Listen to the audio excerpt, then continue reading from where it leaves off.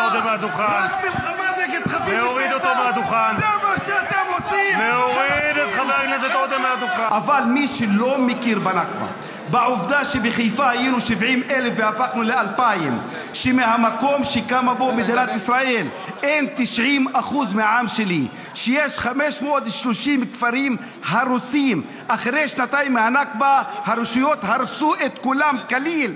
זה מכחיש היסטוריה, זה מכחיש נכבה, זה בן אדם שאין בו מוסר, זה בן אדם שאין בו מוסר ולא רוצה לבנות אזרחות נכונה.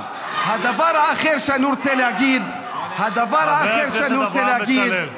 שאתם לא יודעים כמה אני רואה אתכם חלשים. אתם אנשים חלשים, חלשים מאוד מאוד מאוד.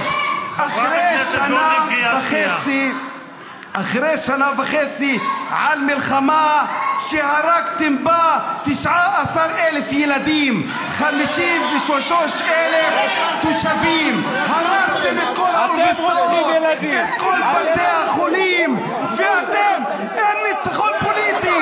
אתם מרגישים שאין ניצחון פוליטי, לכן משתגעים. למה אתם משתגעים? למה אתם חלשים?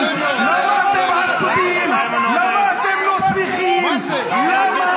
בגלל שאין הישג פוליטי. רק בתי חולים, רק אוניברסיטאות, מלחמה נגד אזרחים, רק מלחמה נגד להוריד את חבר הכנסת עודה מהדוכן. רק מלחמה נגד חפים מפשע. להוריד אותו מהדוכן. זה מה שאתם עושים. להוריד את חבר הכנסת עודה מהדוכן.